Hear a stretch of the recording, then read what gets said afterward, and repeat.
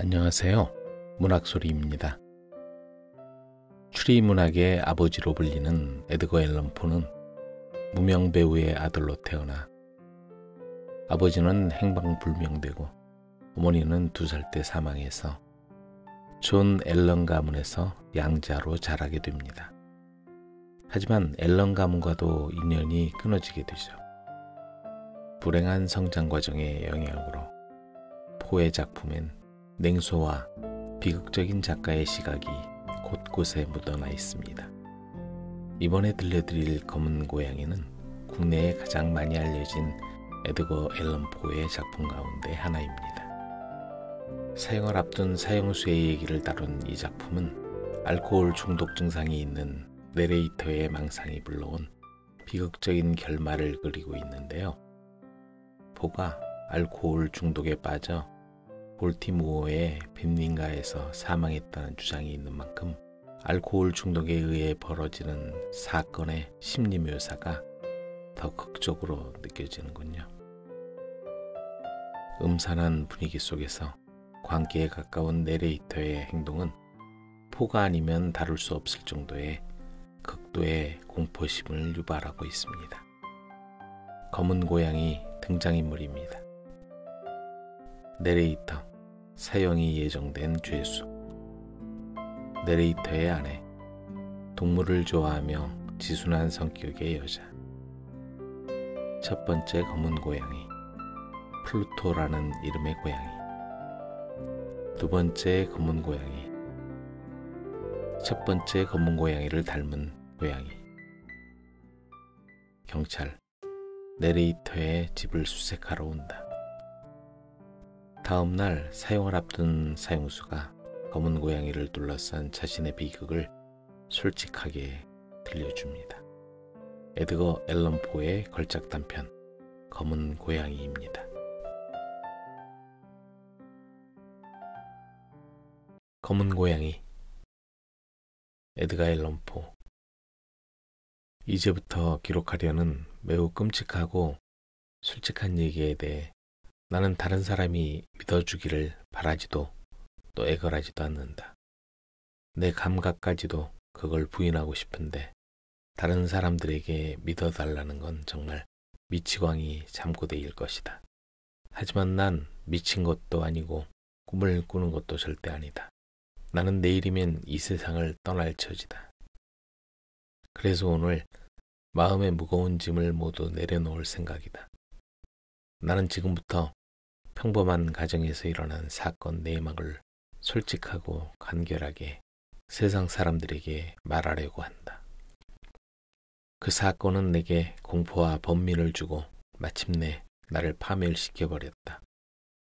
하지만 난 그 이유를 설명하고 싶지는 않다.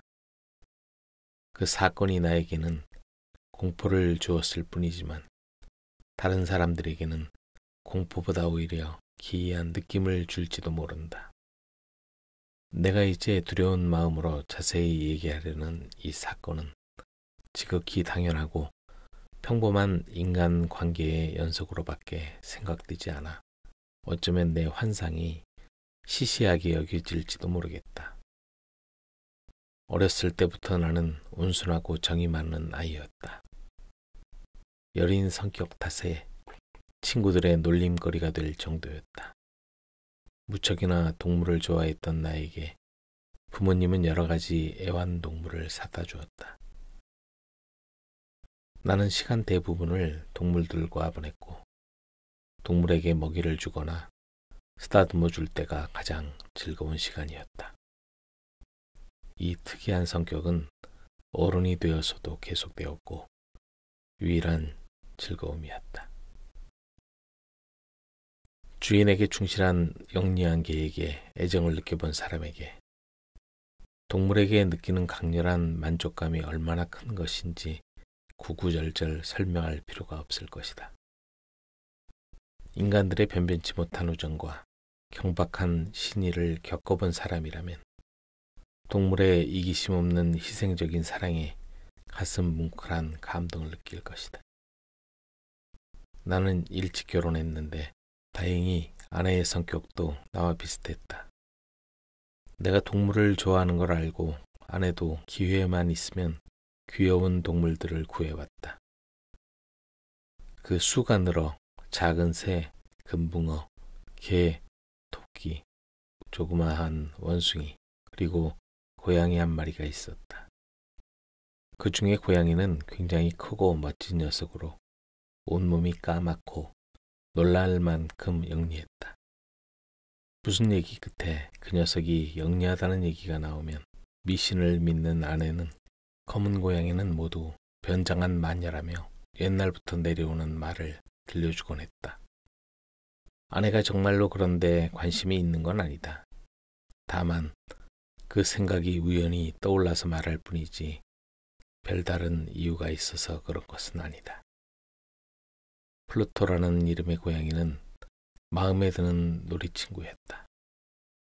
늘 내가 먹이를 주었으며 집안 어디에든지 내 뒤를 졸졸 따라다녔다. 내가 외출할 때면 고양이가 따라오려고 해서 그걸 막는 게 보통 힘든 게 아니었다. 이처럼 나와 고양이는 여러 해 동안 친밀하게 지냈다.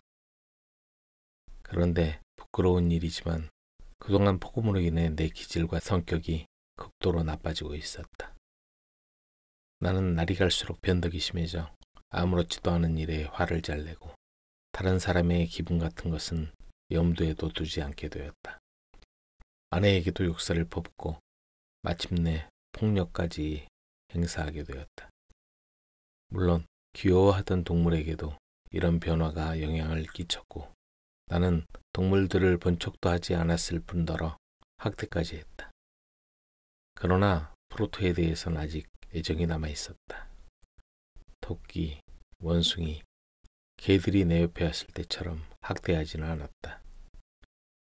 그러나 알코올 중독에 빠진 나는 점점 괜히 조그만 일에도 발끈하여 마침내 프로토에게까지 손을 대게 되었다. 어느 날 밤 늘 다니던 거리의 술집에서 술에 취해 집에 돌아오니 고양이가 나를 피하는 것 같았다. 나는 고양이를 붙잡았다. 그러자 깜짝 놀란 고양이는 이빨로 내 손을 물어 가벼운 상처를 내고 말았다. 순간 나는 악마와 같은 분노의 화신이 되어 이성을 잃어버렸다. 순수한 영혼은 단숨에 내 몸으로부터 사라지고 악마도 감당 못할 사악한 증오가 온몸 구석구석 퍼졌다. 나는 조끼 주머니에서 칼을 꺼내 불쌍한 고양이의 목을 움켜잡고 한쪽 눈을 태연히 도려냈다. 이 무섭고 잔인한 폭행을 기록하려니 얼굴이 붉어지고 화끈거리며 온몸이 떨려온다. 아침에 잠에서 깨어 이성을 되찾았을 때 나는 내가 저지른 범죄에 대하여 공포와 참회가 뒤섞인 복잡한 감정을 느꼈다.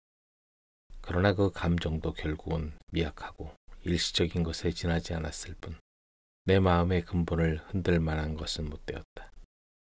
나는 여전히 폭음으로 나날을 보내며 내 행동에 대한 모든 기억을 술에 파묻어 버렸다. 그러는 동안에 조금씩 고양이는 회복되어 갔다.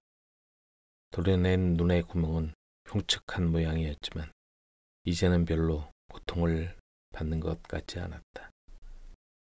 고양이는 전과 다름없이 집안을 이리저리 돌아다녔지만 내가 가까이 가면 몹시 두려워하며 도망쳤다. 전에 그렇게도 나를 따르던 고양이의 변한 모습에 처음에는 슬픔을 느꼈다. 그래도 원래의 선한 마음이 남아 있었지만 그런 감정도 곧 분노로 바뀌어 마침내 나를 건질 수 없는 파멸의 구렁텅이에까지 몰아넣으려는 듯한 짓궂은 감정이 치솟았다. 그런 감정에 대해서 철학에서는 아직까지 아무런 설명도 없었다. 그러나 그건 인간의 원초적 충동의 하나이며 인간 성격을 지배하는 본능이나 감정이라고 확신한다. 해서는 안 된다는 걸 알면서도 그래서 오히려 몇 번이고 죄악과 잘못된 행동을 범하는 것이 아닐까? 그래서 뛰어난 판단력을 지니고도 법을 어기고 오히려 그것을 범하고 싶은 욕구가 생기는 게 아닐까? 다시 말해서 이 짓궂은 감정이 기어이 파멸을 가져오고야만 것이다. 아무 죄도 없는 고양이를 계속 학대해서 결국은 동물을 죽이기까지 나를 충동질함으로써 마음속에 번민을 주고 내 본능을 학대하면서도 악을 위해 범하려는 수많은 영혼의 욕망을 낳았다.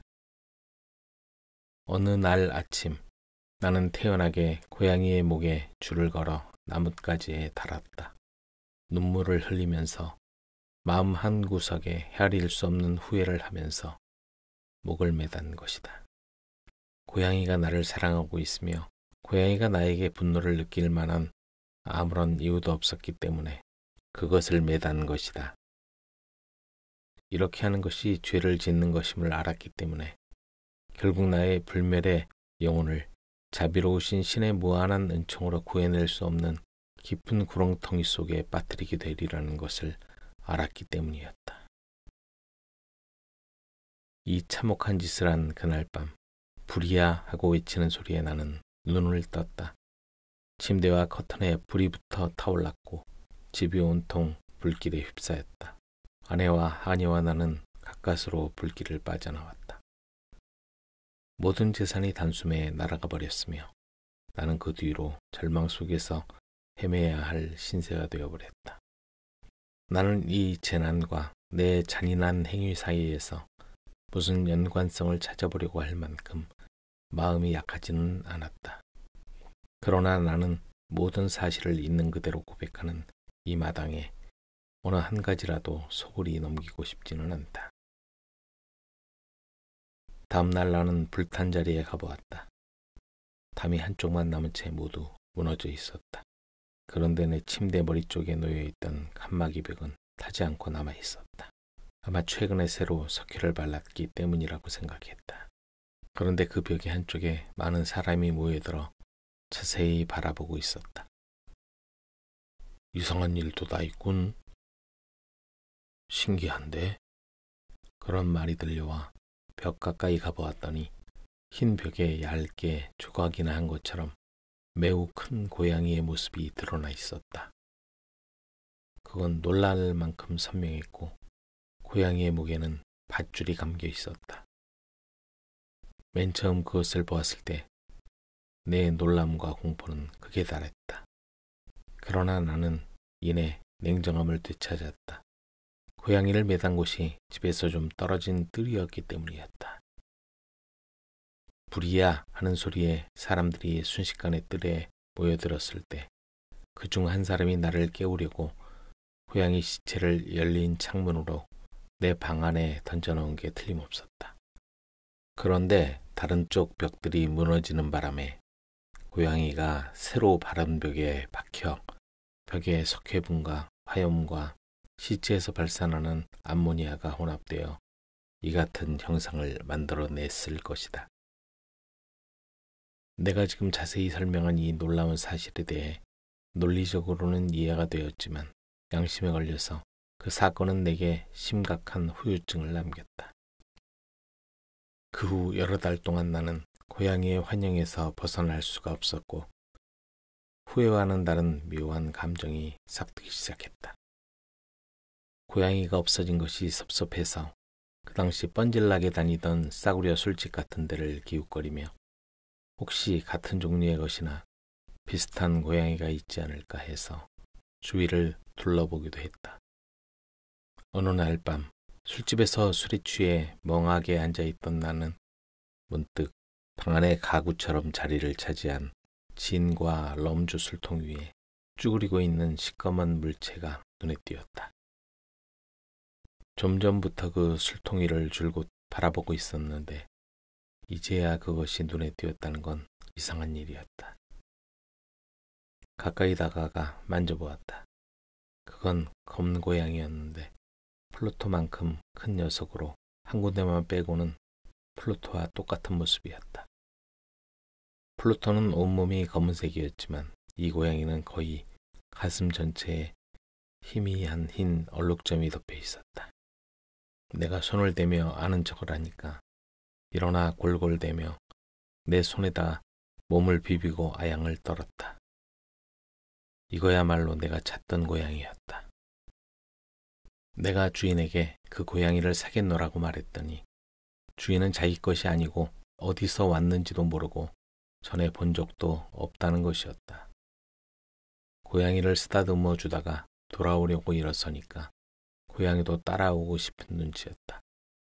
나는 따라오도록 내버려 두었다. 집으로 오는 도중에도 나는 여러 번 허리를 굽혀 고양이를 쓰다듬어 주었다. 집에 오자 고양이는 곧 길들어졌고 아내도 역시 귀여워했다. 그러나 나는 금방 실증을 느끼게 되었다. 정말 뜻밖의 일이었다. 고양이가 나를 잘 따른다고 생각하자 그것이 오히려 나를 불쾌하게 하고 성가시게 했다. 이 불쾌감과 혐오감이 점점 더해 마침내 증오로 변해버렸다. 나는 고양이를 피했다. 일종의 수치감과 전에 저지른 참혹한 기억 때문인지 고양이를 학대하지는 않았다. 그 후 여러 주일 동안 나는 때리거나 학대하지는 않았다. 그러나 나는 점점 고양이에 대해 말할 수 없는 증오심을 느끼게 되었고 마치 전염병 환자를 피하듯이 고양이를 슬슬 피하게 되었다. 고양이를 집에 데리고 온 다음 날 아침, 이 고양이도 플루토처럼 한쪽 눈이 멀어 있는 걸 알게 된 것도 고양이에 대한 증오를 가진 이유였다.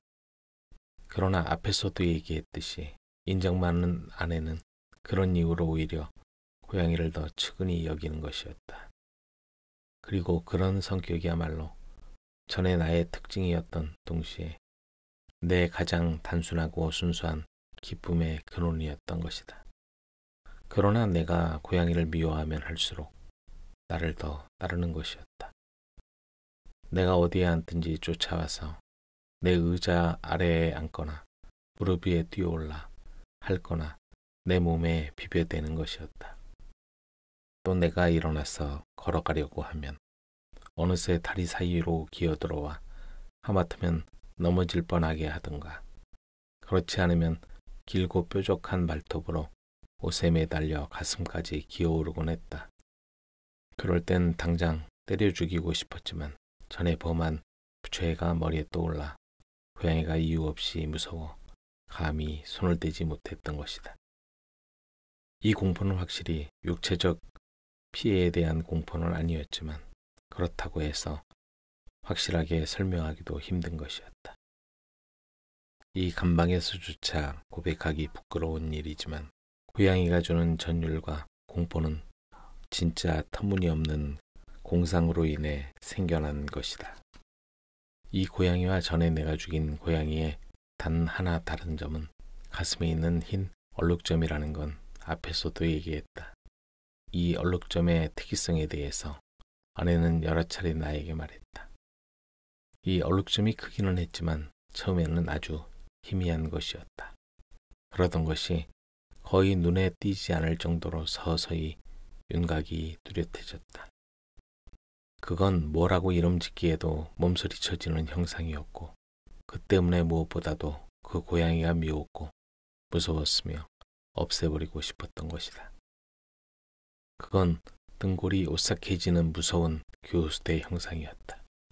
아, 그건 공포와 죄악, 고통과 죽음의 슬프고도 무서운 형틀인 교수대 모양을 나타내고 있었다. 이제 나의 처참함은 이 세상에 존재할 수 없는 처참함을 훨씬 넘어 추락해버렸다. 겨우 한 마리의 짐승이 전능하신 하나님의 모양대로 창조된 인간인 나에게 이와 같은 참을 수 없는 고통을 안겨주다니. 아, 낮에도 밤에도 나는 안식의 기쁨이라고는 전혀 없었다. 낮이면 고양이는 잠시도 내 곁을 떠나지 않았고 밤이면 밤마다 말할 수 없이 무서운 꿈에 시달려 번번이 잠에서 깨어났다.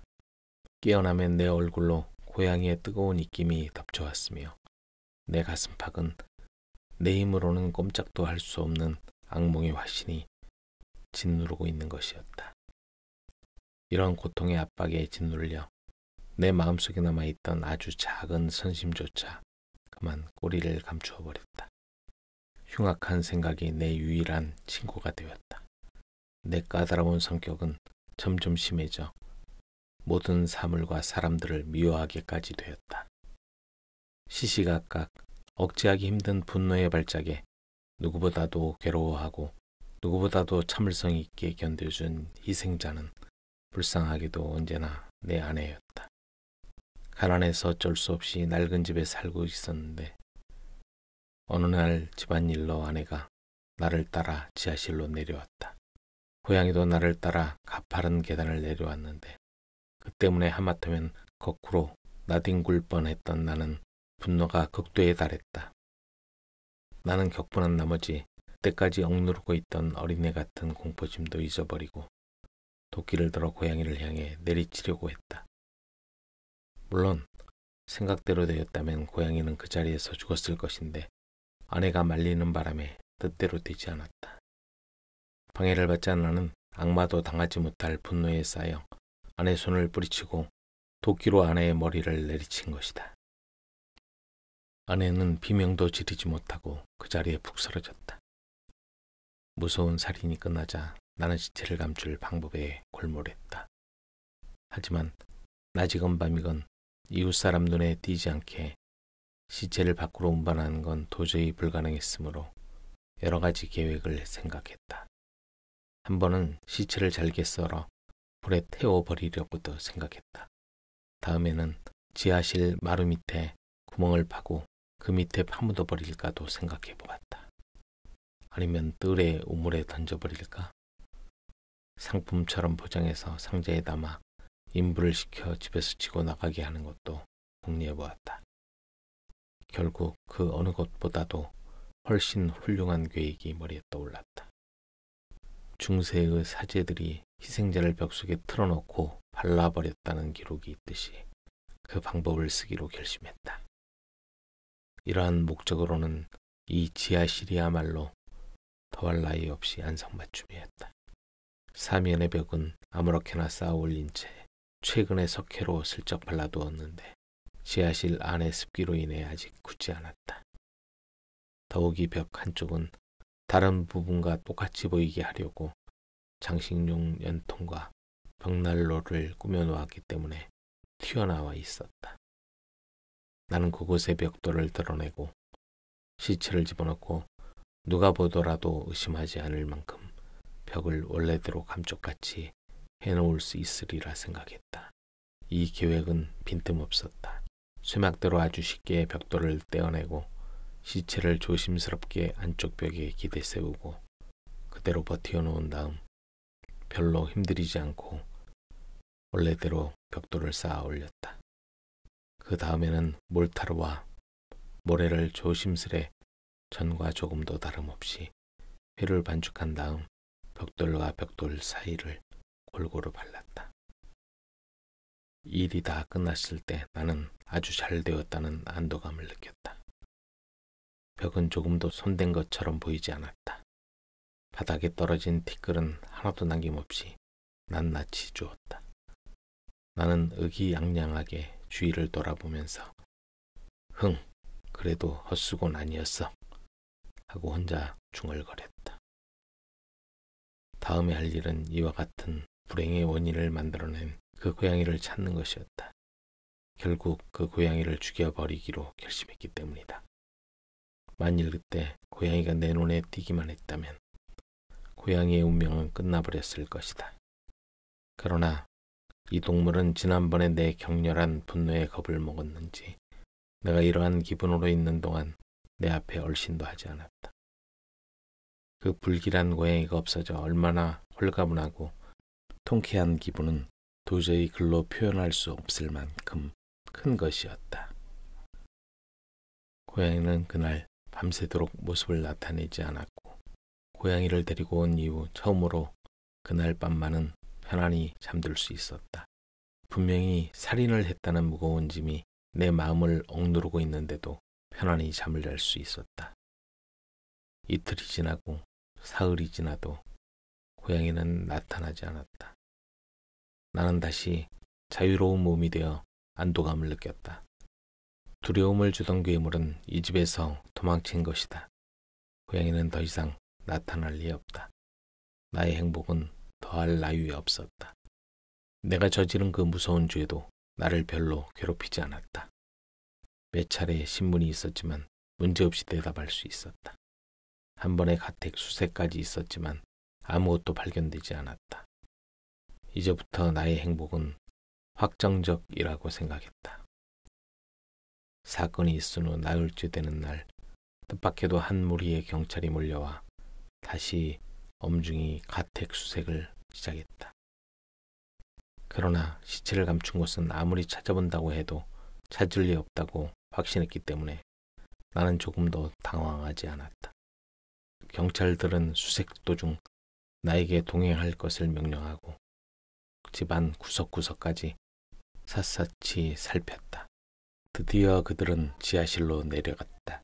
나는 조금도 당황하지 않았을 뿐더러 내 심장은 마치 천진난만하게 잠을 자는 사람처럼 조용히 뛰고 있었다. 나는 팔짱을 끼고 유유히 돌아다녔다. 경찰들이 완전히 의심을 풀고 집을 떠나려 하자 나는 기쁨을 억누를 수 없었다. 나는 승리의 표시로 한마디라도 하여 내 무죄를 그들에게 한층 더 확실하게 인식시키고 싶은 욕망에 견딜 수가 없었다. 여러분! 경찰들이 계단을 올라갈 때 나는 참지 못하고 입을 열었다. 여러분! 의심이 풀려 무엇보다도 기쁩니다. 그런데 여러분, 이 집은 말이죠. 구조가 아주 잘 되어 있답니다. 아무거나 마구 얘기하고 싶은 격렬한 욕구에 사로잡혀 무슨 얘기를 하고 있는지 몰랐다. 정말 잘 지어진 집이라고 할 수 있지요. 무엇보다 이 벽 말인데요. 이 벽들은 말이죠. 견고하게 쌓여 있답니다. 그러고 나서 말을 멈추고 흥분해서 미치광이처럼 들고 있던 막대기로 아내의 시체가 있는 바로 그 부분을 힘껏 내리쳤다. 그러자 하나님, 악마로부터 나를 구해주소서. 막대기로 내리친 울림이 채 가시기도 전에 무덤 속에서 소리가 들려왔다.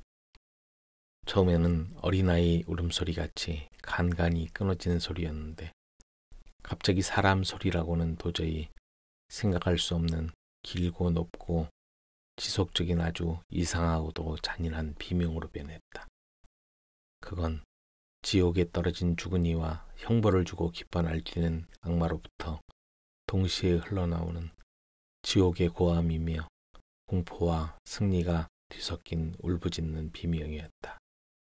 내 기분 같은 것은 언급하기에도 어리석은 일이다. 순간 나는 정신이 아득해지며 반대쪽 벽으로 비틀거리며 쓰러질 것 같았다.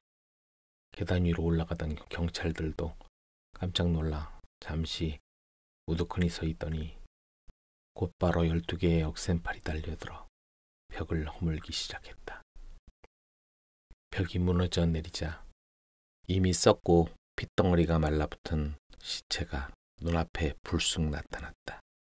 그리고 그 머리 위에는 시뻘건 큰 입을 벌리고 불같은 한쪽 눈을 크게 뜨고 있는 그 무서운 고양이가 앉아 있었다. 나에게 살인을 하게 한 것이나 비명을 질러서 교수대로 끌려가게 한 모든 것이 이 고양이의 계략이었다. 나는 그 괴물도 시체와 함께 벽 속에 털어놓고 발라버렸던 것이다.